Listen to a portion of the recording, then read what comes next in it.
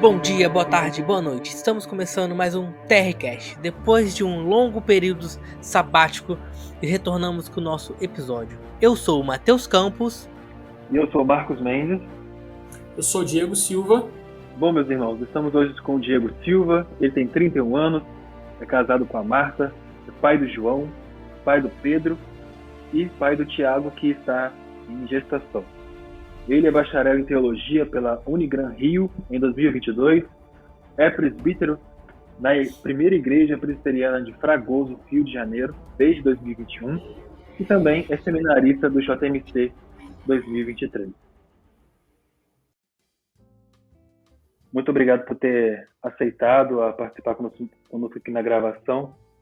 Agradeço profundamente para falar sobre o seu artigo, O Papado e a Assembleia de Westminster, uma breve análise histórica da doutrina do Anticristo.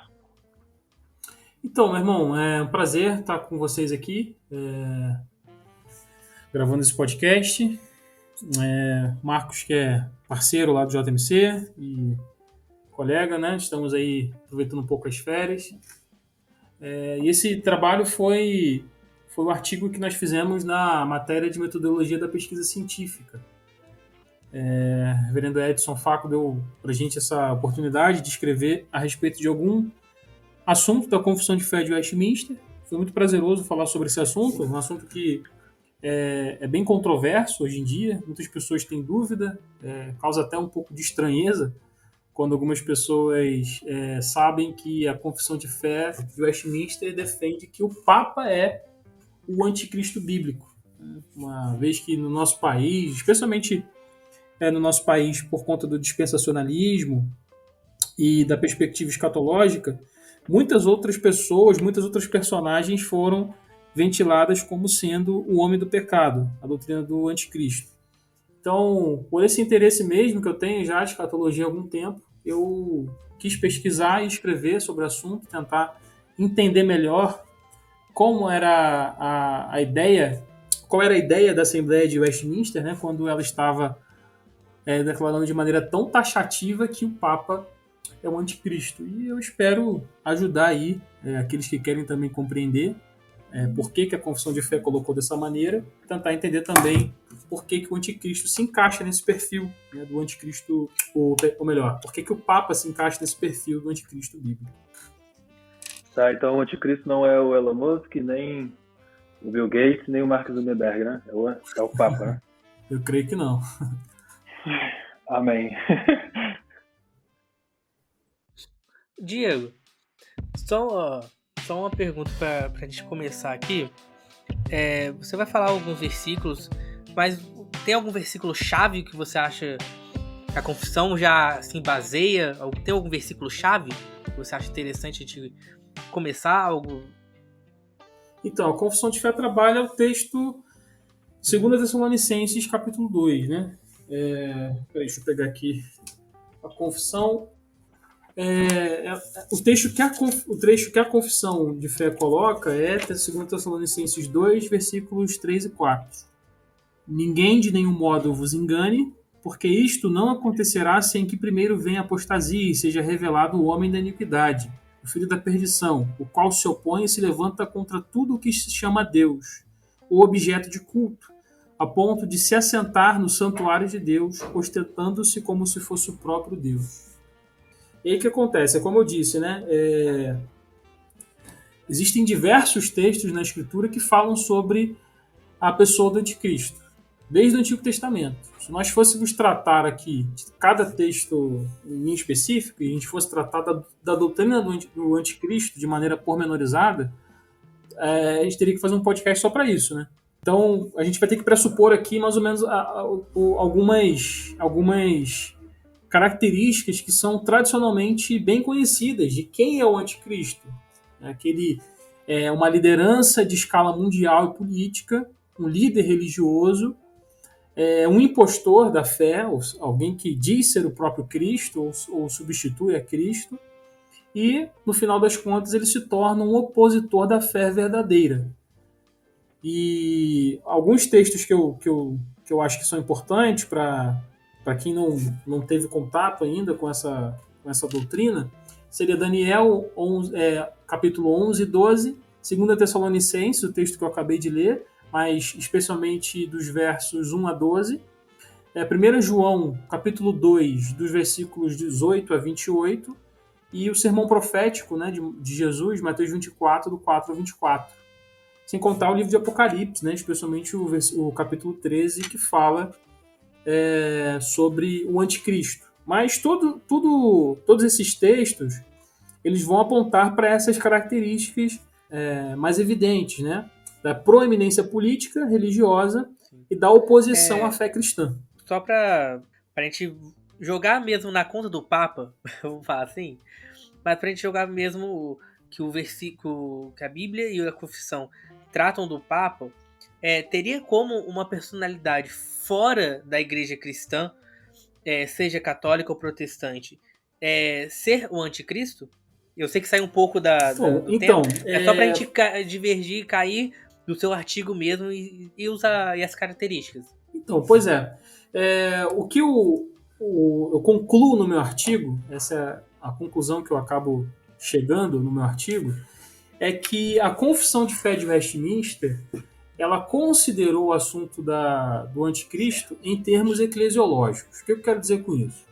A nossa confissão, ela não trata de escatologia de maneira ampla. Os únicos capítulos que falam sobre alguma coisa relacionada à escatologia é o último, né, na verdade, que fala sobre o juízo final. Ele trata de algumas coisas relacionadas à escatologia futura do nosso corpo, ressurreição, o próprio juízo final, né, o que vai acontecer no juízo final. Mas esses assuntos que geram muita polêmica quando a gente fala de escatologia, por exemplo, o anticristo, as teorias da conspiração, né? O que é o milênio, né? O que é o milênio, se vai ter um milênio na Terra, Jesus vai vir, vai ficar por 1000 anos aqui, pós-milenismo, pré-tribulacionismo, pós-tribulacionismo, essas coisas todas que a gente sabe aí, que gera até filme, né? Deixados para trás, essas coisas todas, a Confissão de Fé não teve a menor preocupação de falar sobre isso. Mas a doutrina do anticristo, então, está no capítulo 25, que é o capítulo da igreja, que está tratando das questões eclesiológicas. Por que eu acho isso interessante? Porque existia, nesse mesmo período em que a confissão estava sendo escrita, uma outra religião muito proeminente e que tinha algumas características também interessantes para serem olhadas, que é o islamismo. Lutero, inclusive, foi um dos reformadores que, embora tenha dito com todas as letras que o Papa era o anticristo, ele também olhava para o islamismo com alguma perspectiva de que ele poderia ser o anticristo também. E isso é interessante. O Franklin Ferreira, ele inclusive colocou recentemente num artigo, numa conversa que ele tinha lá no Puritan, sobre isso, em que ele conversava lá com o doutor sobre as perspectivas de vários teólogos do século XVII que entendiam que o islamismo poderia ser o anticristo. Mas o que a Confissão de Fé coloca? No capítulo 25, ela diz o seguinte: aquele que se diz ser o cabeça da igreja cristã, ou seja, que governa a igreja de Cristo, no lugar de Cristo, esse é o anticristo. Os reformadores, ou melhor, os delegados da Confissão de Fé de Westminster, então entendiam que não era qualquer líder religioso que tivesse envergadura mundial que poderia ser chamado de anticristo, mas aquele que se colocava no lugar de Cristo. Esse é o Papa, somente o Papa. Por mais que um califa do islamismo ele tenha todo o interesse de ser um líder mundial de uma religião, e o islamismo tem essa característica, né, anticristã, de ser uma religião tanto política, ou melhor, uma religião política, né, uma religião estatal, ela vem com leis que devem ser instaladas na sociedade, etc. Ele não se diz um substituto de Cristo, ele nega Cristo, mas ele não se diz um substituto de Cristo. E a Confissão de Fé, ela entende, exatamente pelo fato do Papa dizer que ele é quem substitui Cristo, que ele é o cabeça de Cristo na Terra, é que ele deveria ser considerado um anticristo. Então, respondendo a sua pergunta, eu creio que não. Eu creio que o anticristo ele deve vir mesmo de um ambiente cristão, de um ambiente cristão e de alguém que se coloca nesse status de substituto de Cristo. E até hoje, que nós vimos em toda a história, só o único homem, ou melhor, o único sistema que Entendi. fez isso é o sistema do Sim, é bem papado. interessante. Então, por que eu perguntei isso? Pra gente mesmo já ir de encontro com o nosso tema. Porque pode criar as teorias falando, e fulano, igual você cita no começo do seu artigo, né, a Hitler. O Marcos não falou, o Elon Musk. Então, muitas personalidades vão surgindo. E eu acho interessante isso, porque eu sou de uma época, todo mundo, nós três aqui regulamos idade, vocês devem ter visto isso, a carisma do Papa João Paulo II. Ele tinha uma carisma muito grande, todo mundo lembra dele até hoje, a influência, e dentro das características que você vai falar, ele se enquadra muito bem. E eu lembro que muita gente falava, quando eu me converti, falava que ele seria o anticristo. Eu lembro disso. Que, ele é muito carismático, ele tem Sim. a preferência da população, ele é um candidato ao anticristo. Eu escutava isso na minha época de novo convertido. E dentro das características que você vai dizer nos próximos minutos, realmente o Papa ele é o anticristo mesmo. Pois é. No Brasil a gente tem vários nomes foram ventilados, né? Aqui por conta da nossa perspectiva escatológica mesmo, né? Então, isso como é que você vê, né? A falta de entendimento doutrinário como faz a gente fazer loucuras, né? Aquele filme Deixados para Trás, que é muito famoso aqui no nosso país também, chega a ser engraçado, né? As previsões que eles tentam fazer e tudo mais, a maneira como eles fazem alusões ao texto bíblico, mas tudo por conta de uma falta de perspectiva histórica, né? E o que eu tentei mostrar no artigo é que a perspectiva do Papa como anticristo, ela tem uma linha histórica, não foi a confissão de fé não pensou isso do nada, tipo, como simplesmente porque o Papa estava perseguindo os reformadores naquele período, eles escreveram esse artigo. Não, eles estavam ancorados também num testemunho histórico de diversos homens que, no passado, também tiveram essa perspectiva, né? Meu irmão Diego, já que o Papa é o anticristo, não tem outro que nós tenhamos em mente, e é sobre o Papa mesmo que nós estamos falando, você consegue dar algumas características do perfil do Papa que apontam que ele bate, porque a Bíblia traz essas características sobre o anticristo, e se o Papa se ele cumpre essas características, se ele tem esse perfil? Sim.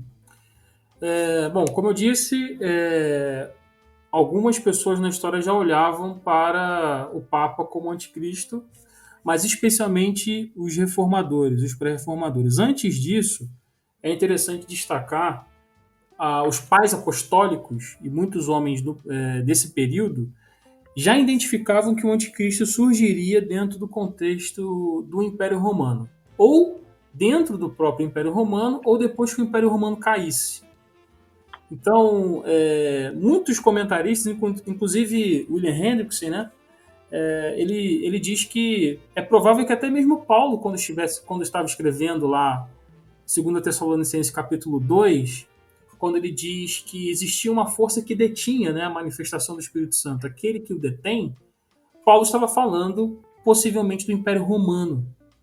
Ou seja, Paulo tinha expectativa de quando o Império Romano caísse, ou o poderio do Império Romano acabasse, surgiria então esse homem da iniquidade. É isso que o William Hendrickson diz. E nós vemos esse testemunho realmente na palavra dos pais apostólicos. Tertuliano dizia isso. Quem é aquele que o detém, senão o Império Romano? Nós temos testemunho também de Cirilo de Jerusalém, em que ele diz, e eu coloco isso lá no meu artigo, que essa era a interpretação dos doutores da igreja. A maioria dos pais da igreja acreditavam nisso, né? De que o anticristo viria dentro desse contexto romano, né? E realmente tiveram outros nomes dentro da história, como o próprio imperador Nero, né? Que ficou conhecido como um tipo do anticristo, o imperador Tito, no ano 70, que destruiu também o templo de Jerusalém, ficou também conhecido como um tipo de anticristo. Então, essa perspectiva de que o anticristo surgiria dali, ela é muito comum dentro desse período incipiente do início do pensamento cristão. E o que faz a gente olhar para esse período com um certo cuidado, ou melhor, com uma melhor atenção, é a frase de Gregório I, que foi doutor da igreja e também um papa, ele era um papa, que diz o seguinte: eu digo confidencialmente, portanto, que aquele que chama a si mesmo de bispo universal ou mesmo deseja ser chamado de tal é o anticristo ou precursor do anticristo. Então, um Gregório I, um papa, ele já olhava para esse poderio que o bispo de Roma deveria ter, se tornando o líder de toda a igreja cristã no mundo e também ganhando assim poder político, ele se tornaria um precursor ou até mesmo o próprio anticristo. E aí é que eu chego nas características que fazem a gente olhar para a pessoa do papado como o anticristo cristão. E vale a pena também fazer uma observação aqui.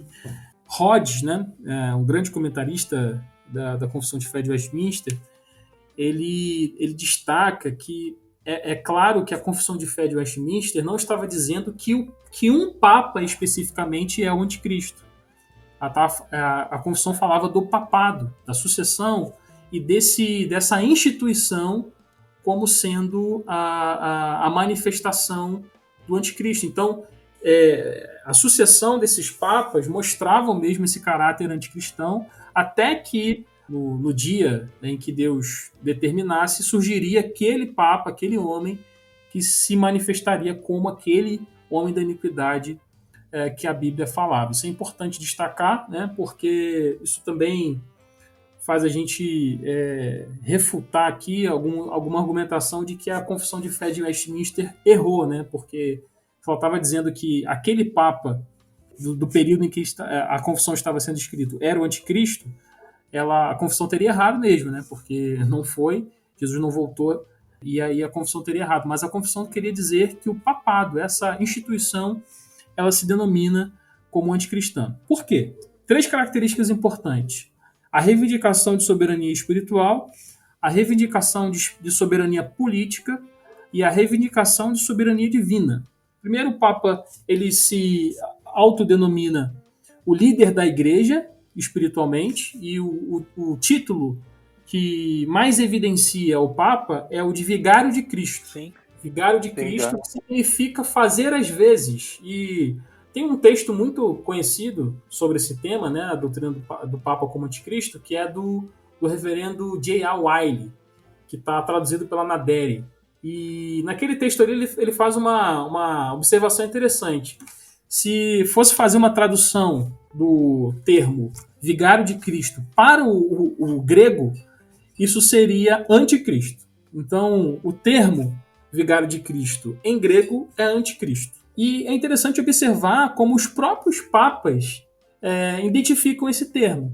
Tem uma encíclica chamada Encíclica Mystici Corporis, que é do Papa Pio XII. Ela é domínio público, você pode confirmar tudo que eu vou dizer aqui. O Papa Pio XII ele diz que o vigário de Cristo é a cabeça visível de Cristo na Terra. E que o vigário de Cristo ele governa a igreja com a mesma autoridade de Jesus Cristo. Nessa carta, o Pio XII ensina que a igreja tem 2 cabeças. Uma cabeça visível, que é o Papa, e uma cabeça invisível, que é Cristo. O Papa tem a mesmíssima autoridade que Cristo, como cabeça invisível, possui. Ele, inclusive, chega a dizer que seria uma grande tolice, e até mesmo errado, crer no cabeça invisível, que é Cristo, e não crer no cabeça invisível, que é o Papa. Então, essa reivindicação de soberania espiritual também é uma característica muito importante que nos liga àquela característica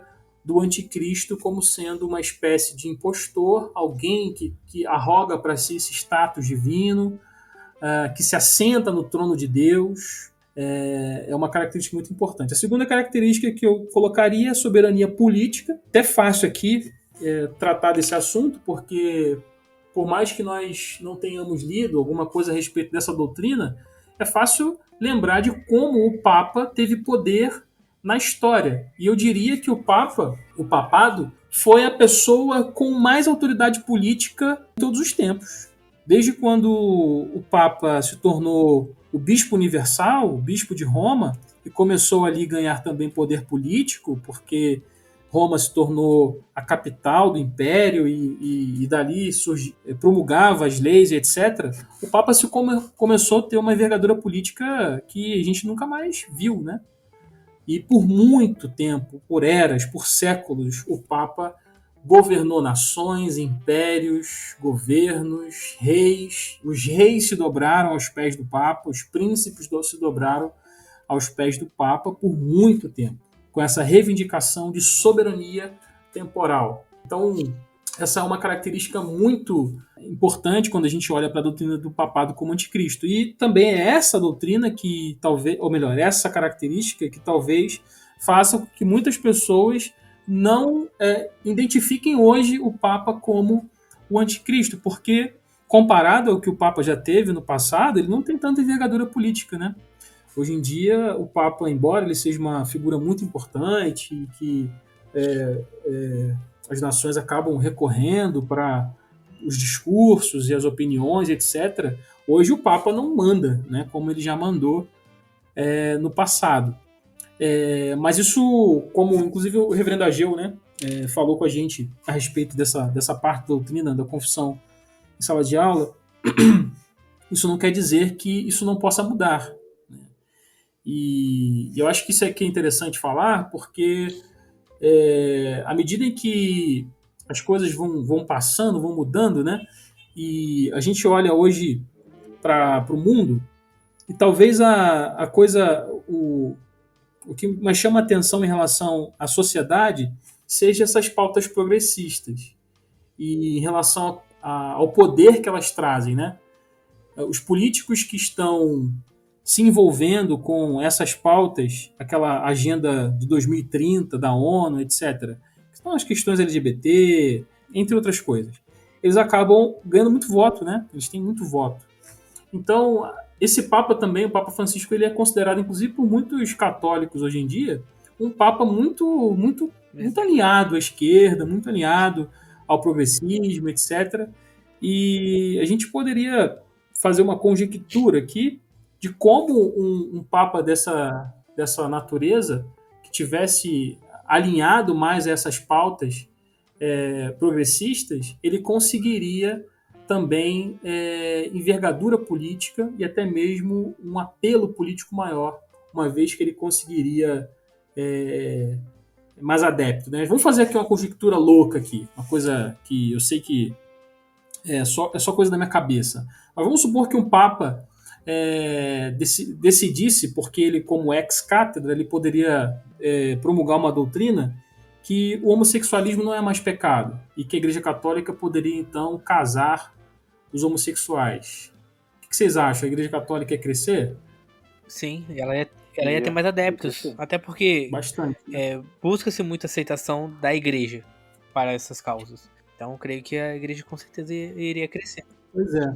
E aí surge um grande líder político que começa a dizer assim, eu tenho a verdade de Cristo, né? Eu sou o vice de Cristo na Terra e eu vou dizer aqui que a gente entendeu errado por muito tempo algumas doutrinas, mas eu vou trazer aqui a verdade sobre esse assunto. Aí ele começa a falar a respeito de homossexualidade, fala sobre, sei lá, drogas, entre outras coisas, e vai abrindo no liberalismo político, ou melhor, no liberalismo teológico, e ganhando assim também mais poder e envergadura política. Esse é um cenário impossível? Lógico que não. Esse cenário, eu estou fazendo uma conjectura, mas bem é um real, cenário aliás, porque bem plausível, inclusive. Se nosso meio já protestante, já surge pessoas que falam que entendemos doutrinas erradas, a vida toda vocês ensinaram errado, vocês estão aprendendo errado, para surgir uma pessoa com uma grande influência no cristão, e pega para si, usa, né, essa influência para essas coisas, não tá longe. É impossível, né? Pois é. E a Igreja Católica, sendo mundial, tem um líder com uma pauta que se assimila muito a que os políticos querem. Então, você imagina, qual político que não vai querer estar do lado do Papa? E qual político que, se o Papa disser esse aí não tem a minha bênção, não será execrado, né? Então, assim, a questão da autoridade do Papa, por mais que ele não tenha a mesma autoridade que ele tinha na Idade Média, isso não quer dizer que ele não possa voltar a ter. Existem até outros cenários que isso pode acontecer, até um cenário conservador. E aí, bom, fazendo outra conjectura aqui, dentro do conservadorismo no nosso país, o conservadorismo começa a crescer e nós vemos que muitos cristãos, a gente vê um êxodo de protestantes indo para o catolicismo justamente por conta de uma filosofia, e aqui eu vou dar nome aos bois, né? Olavo de Carvalho, que foi uma figura importantíssima para a direita brasileira, mas também conseguiu ser muito contundente no seu discurso antiprotestantismo. E muitas pessoas acabam indo para o catolicismo por conta daquilo que ele começou a ensinar e tudo mais. Já houve até estudos e pesquisas a respeito disso, de como os protestantes acabam sendo seduzidos pelo catolicismo por conta do conservadorismo político. E até mesmo nesse contexto, você fala assim, mas poxa, como assim? Mas o que o progressismo está fazendo com o Ocidente, mais dia, menos dia, vai ruir. Vai ruir. Né? O Ocidente vai acabar caindo com essas ideias de relativismo, a homossexualidade, desfazendo família, criação de filhos, isso vai destruir o Ocidente. E, por incrível que pareça, no Oriente, no outro lado do mundo, o catolicismo tem crescido bastante. Eu estava vendo uma pesquisa que, do lado de lá, mais de 15 milhões de católicos entraram. Ou melhor, o catolicismo cresceu mais de 15 milhões de adeptos, né? Do outro lado do mundo. Por conta do conservadorismo. Essas coisas não ganharam força lá, né? No Oriente continua uma pegada muito conservadora. E se a gente tem daqui a muito tempo um Ocidente ruindo socialmente, e a gente vê lá o Oriente pujante, forte, com o catolicismo, dizendo, olha, o que vocês devem fazer é respeitar a família, vocês devem fazer buscar o Senhor, respeitar os mandamentos, etc., e o grande líder da igreja cristã é o Papa. Ele também ganha envergadura política novamente. Então, nos dois cenários, eu não sei se eu consegui ser claro, mas nos dois cenários é possível que o Papa consiga envergadura política. Né? Eu estou fazendo uma conjectura, mas é só para dizer assim, olha, não é impossível que o Papa volte a ter uma proeminência política como teve no passado, não. E você deixou bem claro, tanto de um lado quanto pro outro. Você não puxou a sardinha para nenhum lado, você foi bem, bem claro nisso. Tem mais alguma característica? Desculpa, e a soberania divina, né? Para fechar aqui, eu até botei no meu artigo uma fala de um Papa, Gregório VII.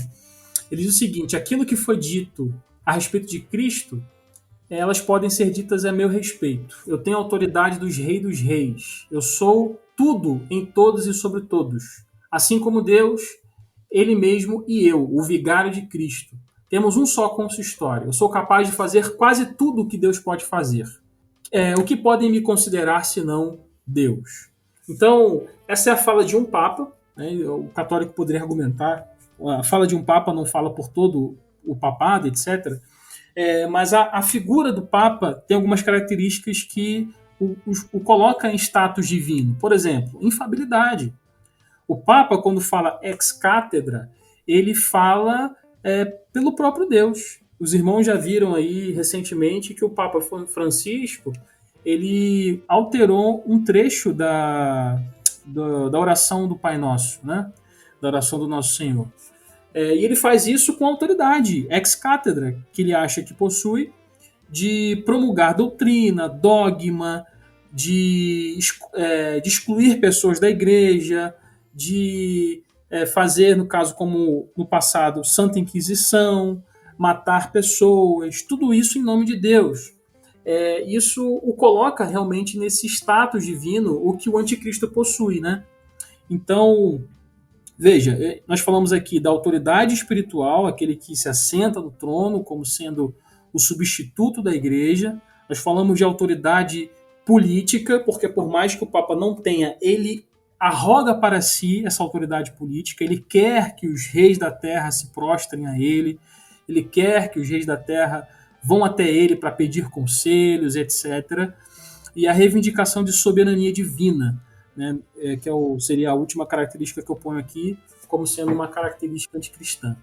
Sim. Até tô vendo a matéria aqui que você falou, abri aqui pra talvez a pessoa que esteja escutando, tá falando sim que ele mudou um trecho em português, não deixeis cair em tentação. Em italiano não vou arriscar aqui, porque eu não sei italiano, mas traduzindo fica não induzais à tentação. Aí fala na reportagem, é um pequeno trecho, mas que não tem tanto impacto. Tem sim, é um impacto grande. Sim. É uma palavra ali, uma frase que muda totalmente o contexto. Sim. E é uma cartada.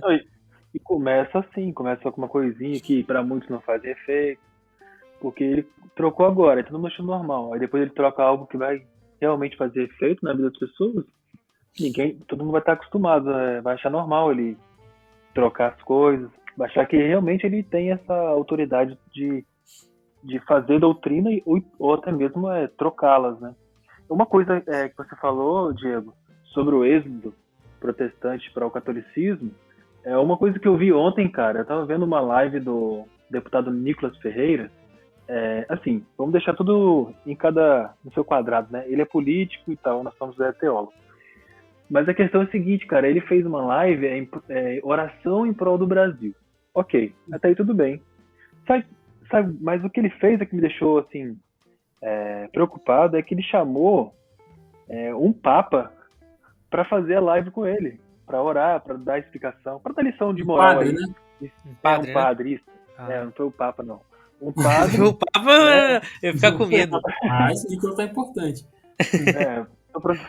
Então, assim, aí foi o padre lá, falou, eu nem fiquei vendo, não, mas as pessoas, por exemplo, o Nicolas, ele é cristão, né? Tal, não é reformado, mas é cristão. Mas as pessoas veem um deputado igual ele, assim, que é cristão, fazendo amizades, assim, alianças, né, com padres, as pessoas vão achar normal, vão achar que tem mesmo esse ecumenismo cristão que eu sei, ele está tentando lutar, está criando forças para bater uma coisa assim social, que é o PT, né? É bem claro isso, fazer oposição, então ele está juntando todas as ferramentas que ele tem. Mas as pessoas que não entendem isso podem achar que isso é normal, é o cristão juntar forças com o católico, digamos assim, para um bem comum, né? Mas não é um bem comum nada, é só mesmo questão, jogo de política. Mas aí uma pessoa que vê isso, um deputado que se diz cristão, fazendo esse tipo de jogada, de que pode assim, fazer alianças com o padre, que está tudo certo, as pessoas vão começar a achar que realmente o cristianismo e o catolicismo é a mesma coisa. O Brasil Paralelo lá é católico, as pessoas o Nicolas bate carteira no Brasil Paralelo. Então, assim, as pessoas podem começar a achar que realmente esse ecumenismo cristão pode ser feito, e Sim. Ao invés das pessoas acharem que estão tendo uma nova revelação de Deus, na verdade elas estão abraçando o capeta, porque a Igreja Católica que é detetora desse sistema anticristo. Então, isso realmente que você está falando tem sentido, porque...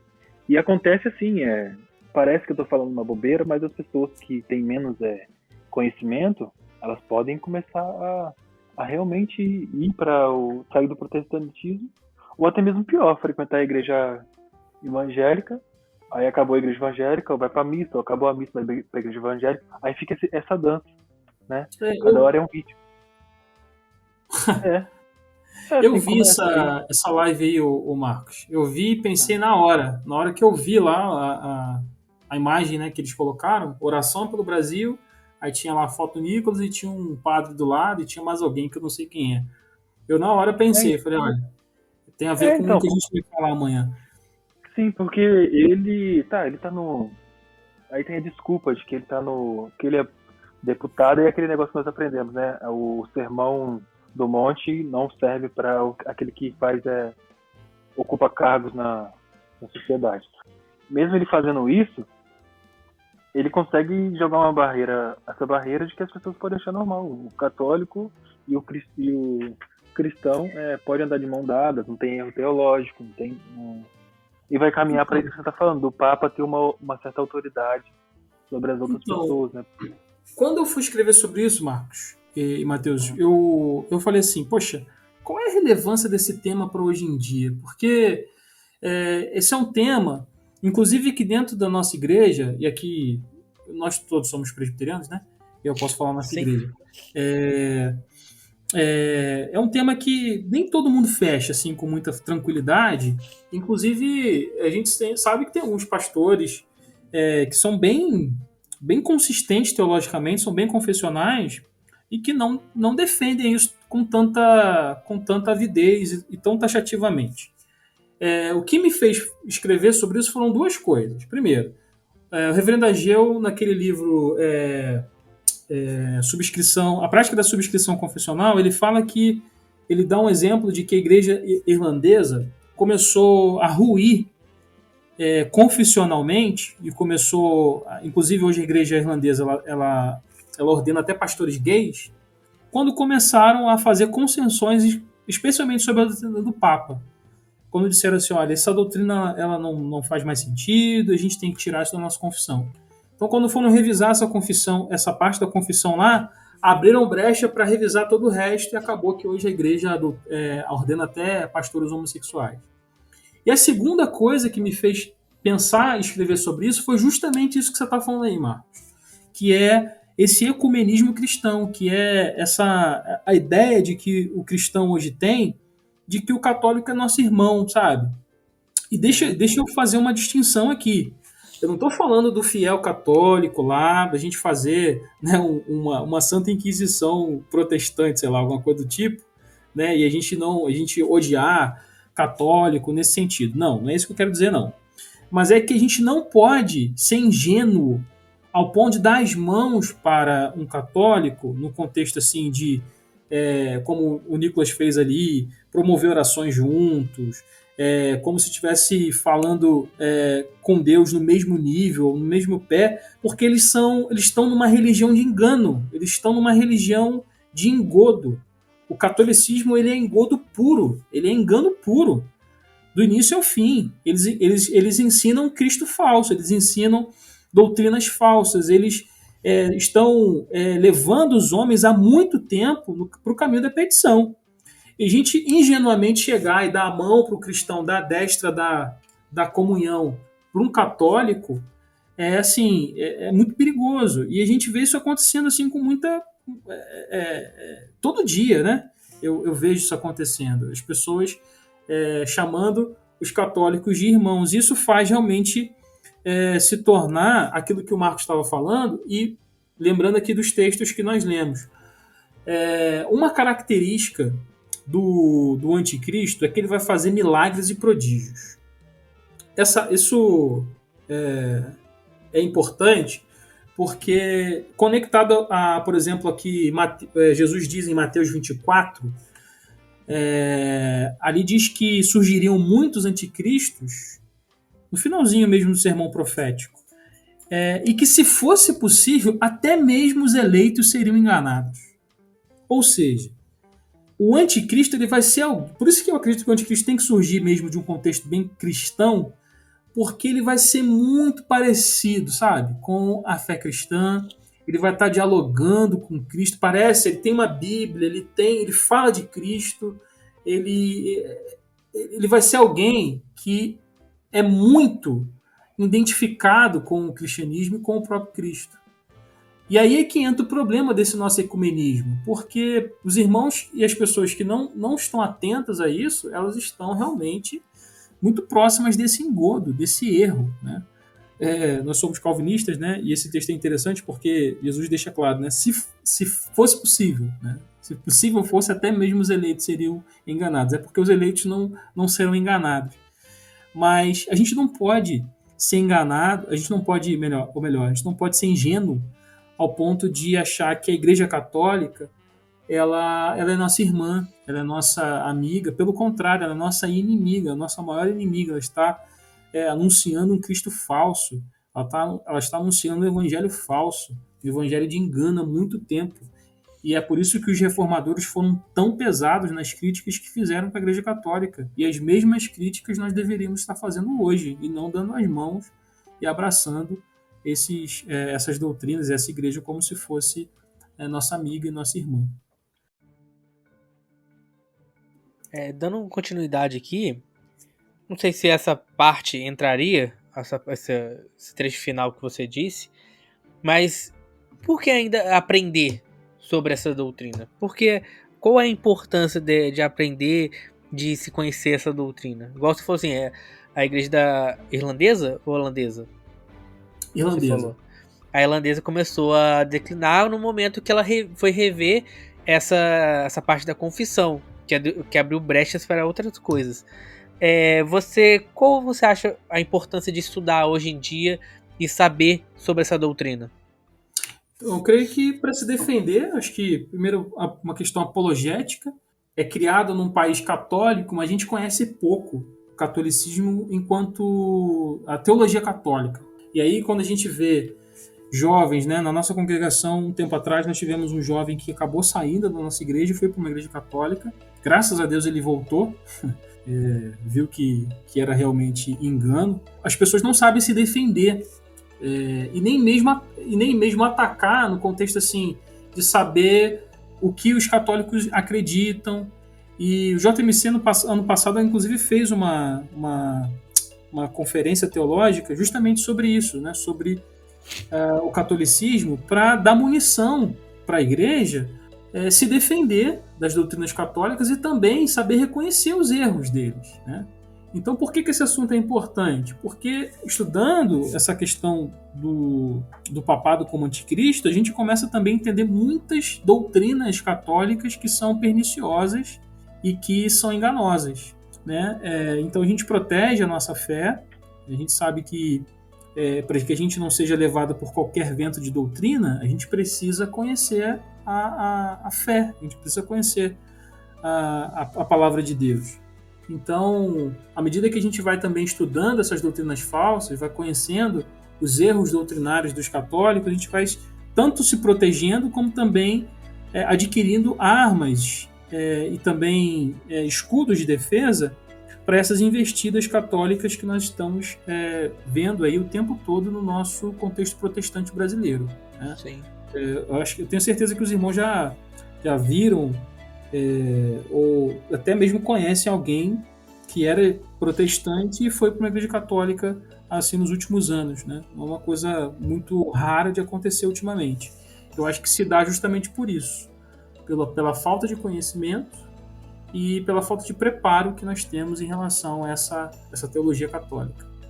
Pode abrindo um parênteses aqui, como você citou, muito disso no Brasil se deve também ao Olavo de Carvalho e muitos e depois dele, do falecimento dele, dos seus seguidores, né? Sim. Que, igual vou citar alguns nomes aqui, até nomes de pessoas que dentro da igreja da igreja protestante, que pessoas que gostam, por exemplo, o Ítalo Marcilli fala muito sobre isso, da questão da igreja, cuidar da família e a igreja, e como isso fortalece, conservar os mandamentos, como você também falou. Tem também um rapaz que eu sigo não por questão religiosa, mas por questão profissional, porque ele trabalha com questão de marketing, que é o Ícaro de Carvalho. Sim, sim. Mas também que é muito cotado para falar no Brasil Paralelo de vez em quando, mas que também tem muito essa ideia. Pergunta qual é a sua motivação. A igreja, minha família e a igreja. Se você quer ser um cara bom, você tem que ir pra igreja todo domingo e tal. E o cara tá lá postando foto com a vela na missa e falando pros seguidores. E tem muito cristão, muito protestante que vendo aquilo, não é uma devoção, como se fosse uma devoção em preservar esse costume, fica maravilhado e fala assim, poxa, eu quero isso pra mim. E que, às vezes, dentro do protestantismo, infelizmente, vendo de algum contexto, a pessoa não tem isso, ou não consegue enxergar isso, acaba se decepcionando, vai pro catolicismo e fica. No seu caso, igual você falou no seu exemplo, o jovem voltou. Viu que não era aquilo. Sim, exatamente isso. Entendeu? Você fez uma análise que eu estava fazendo essa semana ainda com outros colegas seminaristas aqui sobre esse contexto. Eu acho que a gente precisa reconhecer a importância do Olavo de Carvalho no Sim. contexto político, né? A gente só tem direita brasileira hoje, eu acho que por causa do Olavo de Carvalho e seus alunos. Sim. Não estou falando nenhuma besteira aqui. Agora, com o pé atrás que a gente deve ter, né? Porque esses caras, eles também não fazem isso assim de maneira inocente, não. Não inocente é a palavra que eu quero colocar aqui. Mas enfim, eles fazem isso de caso pensado mesmo. Sim. Eles estão postando lá e colocando a questão da religião. Aquilo lá é evangelismo. E meus irmãos, eles fazem muito bem. Uma coisa que eu estava conversando, inclusive, com os rapazes aqui era isso.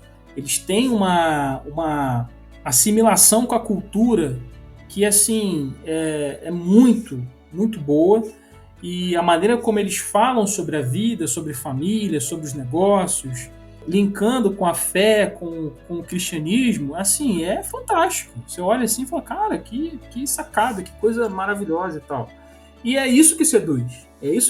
Como você colocou. Sim, bem. Com certeza. Então isso é muito seduzente. E o problema é que a gente está falando de uma religião de engano, a gente está falando de uma coisa que a gente sabe que é completamente falsa. Então, eu acho que as pessoas não estão percebendo isso, né? E acabam seguindo. Acho que até um alerta que a gente tem que fazer para os jovens, para as mulheres especialmente, né, que seguem as esposas desses caras e tudo mais. Tem então, isso também. Elas devem ter um filtro, elas devem ter um cuidado, né? Porque eles estão incutindo o catolicismo aos poucos. Eles estão, aos poucos, pregando o catolicismo por imagens, por um estilo de vida, etc. Então, não pode ser ingênuo, não pode ser bobo nisso aí. A gente sabe que, hoje em dia, por exemplo, na questão política, né, a gente estava falando do Nicolas aqui, é importante a gente ter como aliado político a Igreja Católica e a maioria dos católicos em questões como, por exemplo, aborto, esse avanço do LGBT no nosso país. A gente tem que estar perto desses caras para fazer uma pressão, ou melhor, para fazer o portão de defesa, né, em relação a essas pautas. Só que isso não a que custo, né? A que custo também, né? Então, mas a que custo, né? Então isso não é ecumenismo. A gente dá a mão aqui com luvas, ou melhor dizendo, até que ponto, né? Porque não é irmandade, é só na batalha. E o Kuyper falava disso, né? Sobre a questão da antítese e a importância. Nós temos que lutar essas batalhas juntos, mas com cuidado, com atenção e sabendo que do outro lado não é irmão, né? É infelizmente ainda um ímpio que por algum motivo de graça comum ou por alguma outra coisa. Por isso que eu citei o conservadorismo, porque gente, o conservadorismo não é cristianismo. O pessoal confunde as coisas e tem linkado o conservadorismo como se fosse o próprio cristianismo, e não é. Então, embora pela graça comum o conservadorismo nos ajude em muitas questões políticas e etc., a gente tem que colocar o conservadorismo no lugar dele. Ele é uma criação humana, e como toda criação humana, ele tem os seus vestígios de idolatria. Então, a gente tem que ter esse cuidado, tem que ter essa atenção para que a gente não se perca nisso e acabe aí fazendo irmandade com, vou usar aqui o Marcos falou, irmandade com capeta. Rapaz. Explicou. Brincadeira, na verdade. Mas enfim. Aqui, caminhando já para o fim, Diego, Então, só ficou mesmo duas questões que eu gostaria de perguntar, mas eu vou resumir as duas, e acho que as duas acho que dá para responder. Só mesmo porque a pergunta seria porque a Assembleia de Westminster enfatizou que o Papa é o anticristo e se podemos ainda achar que o Papa realmente é o anticristo, dizer assim, ó, esse Papa aqui, esse aqui é carismático, ele é o anticristo, porque muitas pessoas afirmam categoricamente que determinado Papa é, ou que tem uma profecia aí que o próximo, não sei qual Papa será. Então, se mesmo nós fecharmos essas duas mesmas perguntas, assim. Ok, vou tentar ser sucinto aqui nessa resposta, porque eu já falei muita coisa a respeito disso aqui, né? Pode falar, mas tá joia, pode ir, tá aberto. Tira da dúvida do meu coração e fala que o João Paulo II não é o anticristo. Pois é, então. Brincadeira, tá? Pois é, a confissão, eu acredito que a confissão queria taxar o papado como o anticristo. Eu ainda creio que haverá um anticristo final. Surgirá um anticristo. E esse anticristo será um papa, né? Então eu creio que sim, a gente pode ainda crer que o papa é o anticristo, porque ele ainda reúne todas aquelas características que o anticristo bíblico possui, e talvez não, com certeza ele é a única pessoa, o papado como sistema, que reúne essas características por mais de 1500 anos. Ele continua sendo essa pessoa que reúne as características. Então eu creio que sim, a gente pode dizer. Eu faço a ressalva e reconheço a dificuldade que muitos irmãos têm nos termos taxativos da confissão. A confissão ela diz que o Papa é aquele anticristo, né?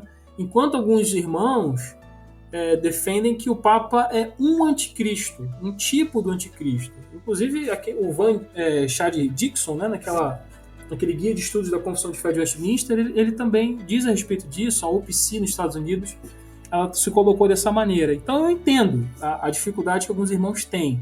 Mas para mim é muito claro. Hoje a perspectiva do papado como anticristo.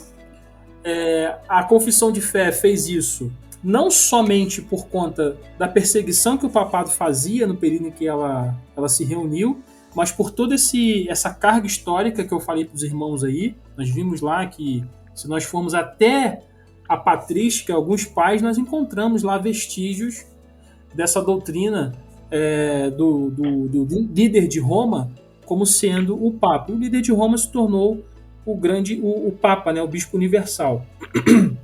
Então, a Assembleia de Westminster escreveu em termos taxativos por conta do seu contexto histórico, porque o Papa e a Igreja Católica, realmente, no período em que eles estavam escrevendo a confissão, era aquele grande perseguidor, opositor da Igreja Cristã, que matava muitos cristãos, matava muitos protestantes, e estava fazendo grande pressão contra a própria reforma, mas não só isso. Baseado nos textos bíblicos, fazendo as suas... linkando, né, o perfil do papado com aquelas características do anticristo da Escritura e também no testemunho histórico. Então, a Assembleia de Westminster escreveu dentro desses termos. Eu creio que sim, nós podemos crer que o papado é o anticristo ainda, e na minha perspectiva eu creio que ele surgirá um grande papa no futuro com essas características, em que ele fará aquilo que a Escritura disse que faria, né? Se colocaria no lugar de Deus e nos sinalizaria para nós, né? O Roy Kema, no Bíblia e Futuro, ele fala disso, né? Que o anticristo, ele na verdade é um sinal. Ele é um sinal da volta de Jesus. Paulo disse que Jesus não vai voltar antes que se manifeste o anticristo, antes que aconteça a grande apostasia.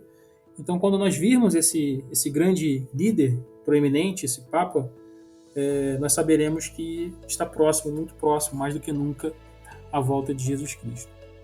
Ficou bem claro que não é acho que o foco principal, e acho que no artigo, quando eu estava lendo, a conclusão que você chega, você mesmo falou agora pra gente, que não é diretamente a pessoa que se é o Bento, o Papa Bento, se é o Papa João o Francisco, se vai ser vai ter mais 3 ou 4 papas. Não é fulano, vai ser agora. Porque toda vez que morre um papa ou ele abre mão e vem o outro, todo mundo fala, agora é o anticristo. Agora é o anticristo. Mas sim o cargo, vou botar o cargo assim, é o cargo de papa que é o verdadeiro anticristo. Que tem o poder de unir, eu tô fazendo entre aspas aqui, de unir e se opor a tudo que a palavra fala, prega, e pode ser, é a pessoa que vai contra tudo isso. Se ele bater o martelo hoje, pra concluir aqui, eu me empolguei, bater o martelo e falar assim, hoje vamos a pegar em lanças e vamos contra o protestantismo, ou contra ideias X, Y, Z, pode acontecer. É o cargo que é o anticristo.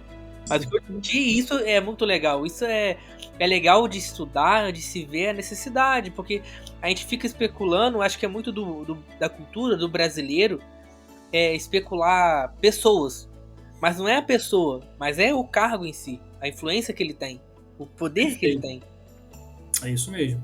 Por mim, ficou muito claro, gostei muito desse tema. Não, por mim também, ficou bem claro. Eu gosto desse tema do apocalipse aí. Esse tema que promove filme hollywoodiano, é bom. Eu gosto de... Não pode ser heresia.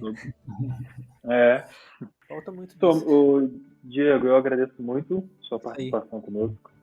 E nós vamos chamar novamente, se você aceitar o convite. Foi um assunto bem esclarecedor. Um assunto muito bom mesmo, que esclareceu e tenho certeza também que nossos ouvintes ficará claro para eles também. Obrigado, meu irmão. Deus te abençoe cada vez mais e que você continue sendo um instrumento para propagar o verdadeiro ensino do Senhor. Mateus? Diego, agradeço pela sua disposição, sua disponibilidade. Desculpa pelos alguns probleminhas técnicos. Cara, que Deus te abençoe. Oi? O diabo tentando nos envergonhar, mas foi obrigado. O inimigo está furioso. Mas que agradeço pela sua disposição. Que Deus te abençoe. Deus continue abençoando você, sua família, nessa jornada que é a santa vocação, que é estar aprendendo para ser um ministro da palavra. Você, o Marcos, espero que daqui a uns anos esteja na formatura de vocês. Pode deixar o seu recado final. Meus irmãos, eu quero agradecer a oportunidade, foi muito bom, muito prazeroso falar sobre esse tema. Espero que tenha conseguido realmente ser claro aí. Eu acho que é um tema grande também, né? A gente poderia ter tratado de textos bíblicos também que falassem sobre a doutrina do anticristo, mas é muito grande, nem no próprio artigo eu pude fazer isso. Quem sabe numa outra oportunidade a gente trata sobre esses textos também, falando mais especificamente desse tema doutrinário. É um tema, eu acho que muito importante, aí vai um alerta também, eu acho que a importância dele está nisso, de os irmãos prestarem bastante atenção, especialmente no ecumenismo, né, mais do que ficar olhando, como o irmão falou, quem é o Papa, qual vai ser o anticristo, ou tentar marcar a volta de Jesus, essas coisas todas, né, isso não é proveitoso. Eu acho que inclusive leva a gente para descambar em heresia. Todo mundo que tentou cravar essas coisas acabou errando. A importância desse assunto está nisso, da gente se proteger de falsas doutrinas e especialmente para poder também proteger a Igreja de Cristo, né, em relação a esses ataques que nós temos sofridos de católicos, né, especialmente no nosso país. Então, que o Senhor nos abençoe. Mais uma vez, muito obrigado e que seja proveitoso aí para a Igreja.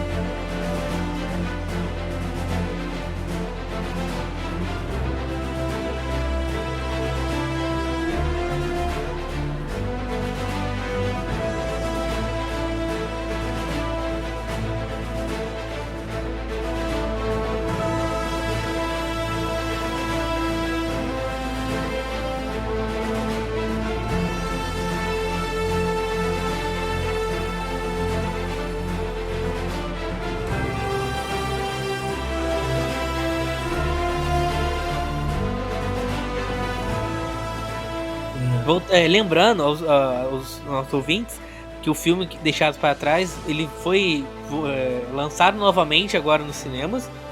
E, pelo amor de Deus, aquilo é heresia, não assiste aquilo. A novela também Aquela novela da Record também que tinha também. Caraca.